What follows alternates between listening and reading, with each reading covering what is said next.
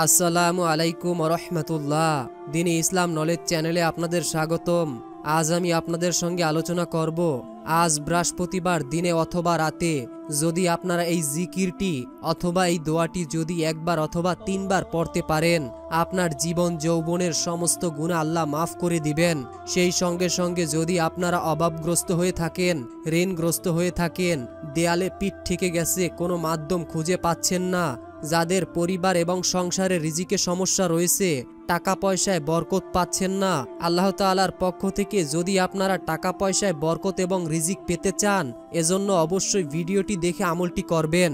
দিনী ভাই ও বোনেরা, আল্লাহ তাআলা আমাদের জীবনে দিন ও রাত দুইটি দ্বারা রেখেছেন। এর মধ্যে কিছু দিন বা কিছু রাত আল্লাহ তাআলা বিশেষ বরকতময় করে রেখেছেন। যদি আপনারা এই বৃহস্পতিবার দিনে অথবা রাতে অথবা যে কোনো সময় যদি আপনারা এই আমলটি করতে পারেন নিয়মটি মেনে, আপনাদের ভাগ্য খুলে যাবে, কপাল খুলে যাবে। আল্লাহ তাআলার ভাগ্য একমাত্র দোয়া ব্যতীত অন্য কিছু পরিবর্তন করতে পারে না। অর্থাৎ আপনার ভাগ্যে যদি আল্লাহ তাআলা খারাপ কিছুও লিখে থাকে, তাহলে আল্লাহ তাআলার কাছে এই দোয়ার মাধ্যমে যদি আপনি ভালো কিছু চান, আল্লাহ তাআলা আপনার ভাগ্যকে পরিবর্তন করে দিবেন ইনশাআল্লাহ। অনেক দিনই ভাই ও বোনেরা রয়েছেন, কষ্টে আছেন, অভাবগ্রস্ত, ঋণগ্রস্ত, পরিবারের সংসারে রিজিকে বরকত নেই, সব সময় হতাশগ্রস্ত অবস্থায় থাকেন। আপনি মাসে অনেক টাকা ইনকাম করার পরেও আপনার হাতে একটা টাকাও থাকে না, কোথা দিয়ে যেন আপনার টাকাগুলো খরচ হয়ে যাচ্ছে, শেষ হয়ে যাচ্ছে, আপনি বুঝতেও পারছেন না অথবা অনুভব করতেও পারতেছেন না যে আপনার টাকাগুলো কোথায় গেছে। দিনী ভাই ও বোনেরা, অত্যন্ত ফজিলাতপূর্ণ একটি দিন অথবা রাত, আমলটি অবশ্যই করে যাবেন। এই উদ্দেশ্যে ভিডিওটি না টেনে একদম শেষ পর্যন্ত দেখতে থাকুন।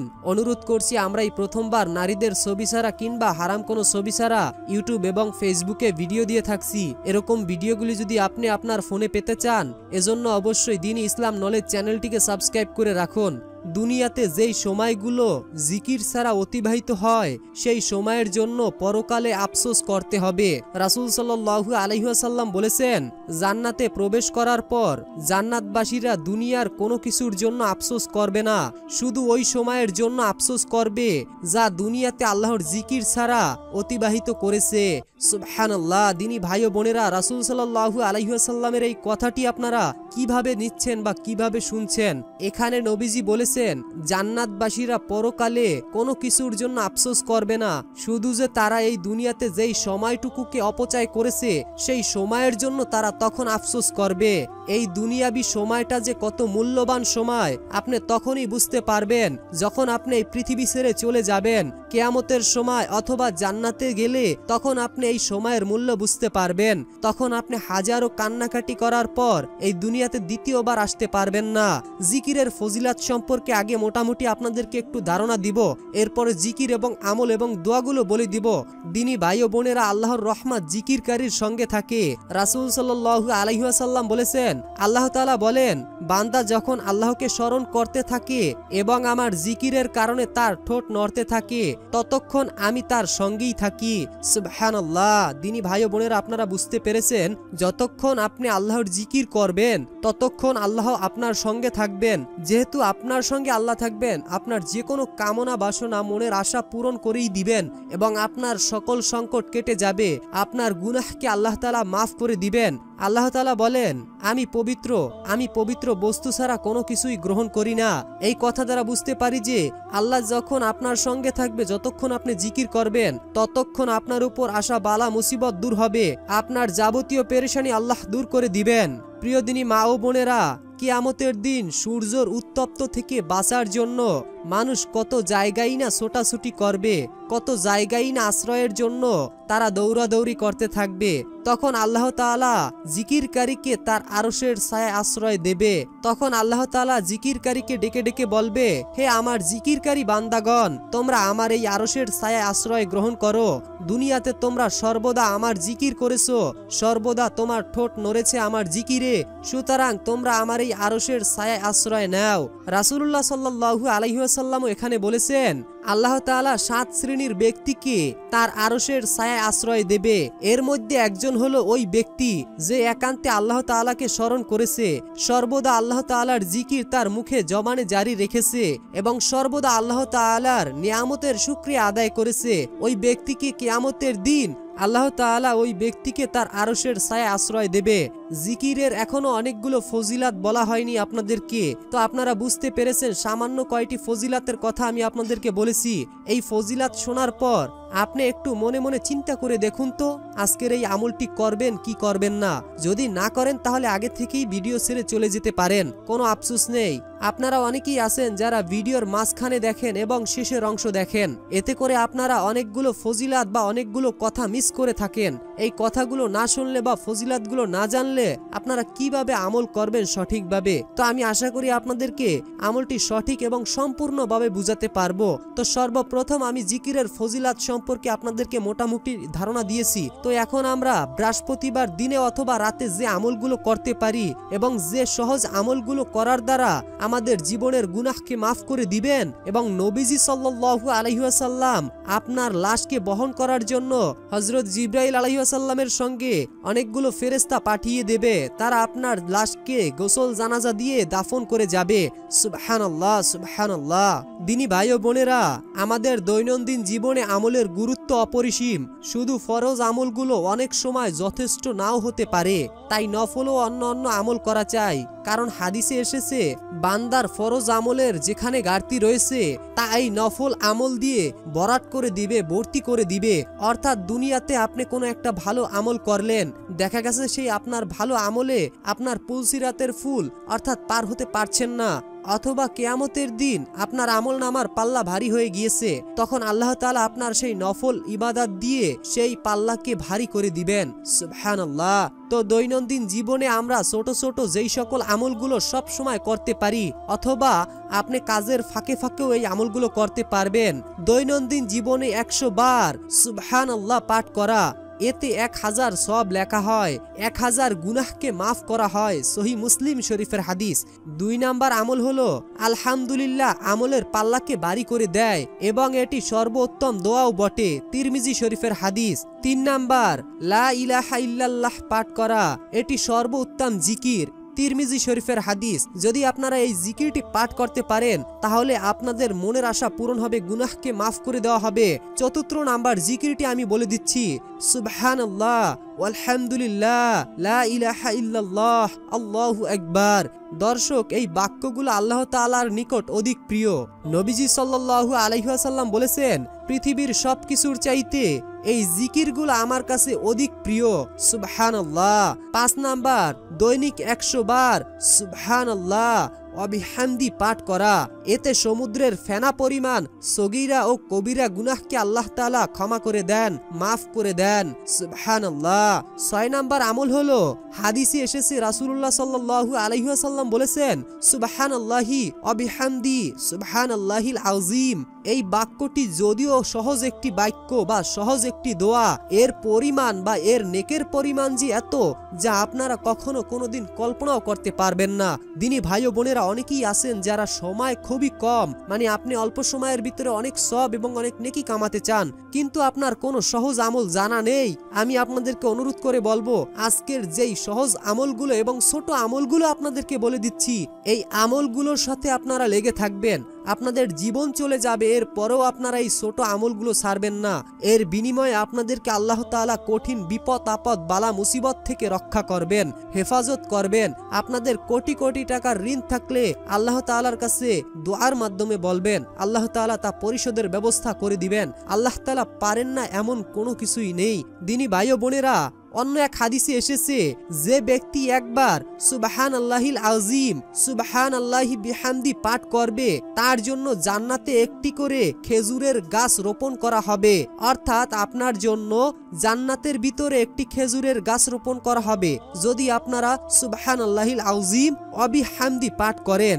আমি যে এইমাত্র 2 বার বলেছি সুবহানাল্লাহিল আযীম, সুবহানাল্লাহিল আযীম ওয়া বিহামদিহি, এই যে পাঠ করলাম, আমি এটা পাঠ করার সঙ্গে সঙ্গে আল্লাহ তাআলা আমার জন্য জান্নাতে একটি খেজুরের গাছ রোপণ করে দিয়েছে। সুবহানাল্লাহ, সুবহানাল্লাহ। তো দিনী ভাই ও বোনেরা, আজ যেহেতু বৃহস্পতিবার, অত্যন্ত ফজিলাতপূর্ণ একটি দিন অথবা রাত, এই দিনে অথবা রাতে আমরা একটি ফজিলাতপূর্ণ বরকতপূর্ণ একটি আমল করতে পারি। সেই আমলটি হচ্ছে কোরআন তিলাওয়াত শোনা। আপনারা অনেকেই আছেন যারা কোরআনকে ভালোবাসেন বা কোরআন তিলাওয়াত শুনতে ভালোবাসেন, এবং অনেকেই আছেন যারা কোরআন পড়তে পারেন না, বা যারা পড়তে পারেন তারা কোরআনকে কাছে নিয়ে পড়ার মতো সুযোগ পাচ্ছেন না। অনুরোধ করে বলবো আপনারা অবশ্যই এই সূরাটি শুনে যান। সূরাটির প্রতিটা হরফে আপনি 10টি করে নেকি পাবেন, 10টি করে গুনাহ আপনার আমলনামা থেকে ফেরেশতারা কেটে দিবে, আল্লাহর রহমত আপনার উপর নাজিল হবে। যতক্ষণ সূরাটি শুনবেন আল্লাহ তাআলা আপনাদেরকে ঘিরে রাখবেন, ডেকে রাখবেন আল্লাহর রহমত। নবী করিম সাল্লাল্লাহু আলাইহি ওয়াসাল্লাম কখনো কখনো সাহাবাই کرامদেরকে দিয়ে কোরআন তেলাওয়াত করাতেন, এবং তিনি গভীর আগ্রহ সহকারে কোরআন তেলাওয়াত শ্রবণ করতেন। সুবহানাল্লাহ। যেখানে আমাদের প্রিয় নবী হযরত মুহাম্মদ সাল্লাল্লাহু আলাইহি ওয়াসাল্লামের উপরে কোরআন অবতীর্ণ হয়েছে, সেই কিনা অন্যের কোরআন তেলাওয়াত শুনতে পছন্দ করতেন। আর সেখানে আপনি যদি কোরআন তেলাওয়াত শুনতে পছন্দ না করেন, তাহলে আপনি আপনার মনের সাথে একটু মিলিয়ে দেখেন আপনি কিভাবে নবীর সঙ্গে জান্নাতে যেতে পারবেন, অথবা কিভাবে আপনি নবীকে ভালোবাসতে পারলেন। এখানে তো নবীর ভালোবাসার প্রমাণ আপনি দেখাতে পারলেন না। দিনী ভাই ও বোনেরা, অনুরোধ করছি আগে আমরা এই সূরাটি শুনবো, তবে সূরাটি শোনার পরই আমরা দোয়াগুলো বলে দিব, যেই দোয়াগুলো খুবই গুরুত্বপূর্ণ। তো সূরাটি শোনার আগে আমরা একটু দোয়া করে নেই। হে আল্লাহ, যে যেই উদ্দেশ্য নিয়ে, যে যেই আশা আকাঙ্ক্ষা নিয়ে এই সূরাটি শুনছে বা শুনবে, আপনি সকলের মনের আশা গায়েব থেকে পূরণ করে দিন। অনেকেই অভাবী, অনেকেই ঋণগ্রস্ত, অনেকের দুঃখ কষ্ট পেরেশানি রয়েছে, অনেকেই অসুস্থ, কোনোভাবেই যাদের রোগ ভালো হচ্ছে না, ডাক্তার দেখানোর পর ট্রিটমেন্ট করার পরেও যারা ভালো হচ্ছে না, সুস্থ হচ্ছে না, আপনি তাদেরকে এই সূরাটি শোনার ওসিলায় সুস্থতা দান করুন। যারা প্রকৃত পক্ষে অভাবী, আপনি তাদেরকে গায়বী সাহায্যের মাধ্যমে তাদের অভাব দূর করুন। আমিন। কমেন্ট বক্সে আপনারাও আমিন লিখে উন্মুক্ত দোয়ায় শরীক হয়ে থাকুন, কেননা কে জানে কখন কার মুখ থেকে বলা আমি বলেই মনোযোগ সহকারে সূরাটি শুনেছেন। এখন আমি আপনাদেরকে দোয়াগুলো বলে দিচ্ছি এবং আমলটি বুঝিয়ে দিচ্ছি। বিসমিল্লাহির রহমানির রহিম। আনতা ওয়ালিউনা ফাগফির লানা ওয়ারহামনা ওয়া আনতা খায়রুল গাফিরিন, আনতা খায়রুল গাফিরিন, আনতা ওয়ালিউনা ফাগফির লানা ওয়ারহামনা ওয়া আনতা খায়রুল গাফিরিন। অর্থ, আপনি আমাদের অভিভাবক, সুতরাং আপনি আমাদেরকে ক্ষমা করে দিন এবং আপনি উত্তম ক্ষমাশীল। সুবহানাল্লাহ, সুবহানাল্লাহ। বিসমিল্লাহির রহমানির রহিম।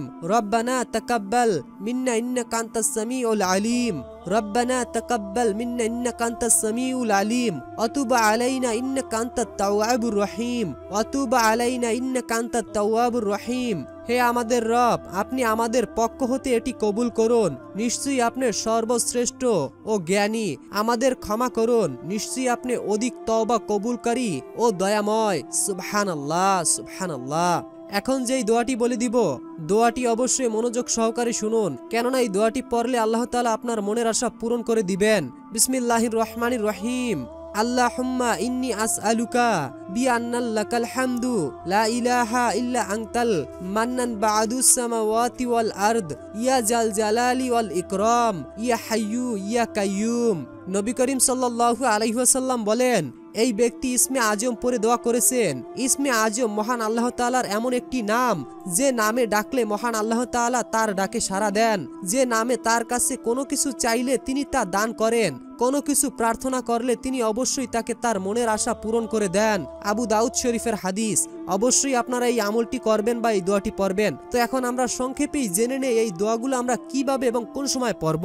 দিনী ভাই ও বোনেরা, দেখুন আপনারা যে কোনো সময় এই আমলগুলো করতে পারেন বা এই দোয়াগুলো পাঠ করতে পারেন, তবে সবচেয়ে বেশি ভালো হয় যদি আপনারা এই দোয়াটি এবং এই আমলটি যে কোনো নামাজের পরে করার চেষ্টা করেন, তাহলে সবচেয়ে উত্তম হয়। যদি আপনারা নামাজের পরে পড়েন তাহলে সমস্যা নেই, আর যদি নামাজের বাইরে পড়েন তাও সমস্যা নেই, কিন্তু নিয়মটি মানতে হবে।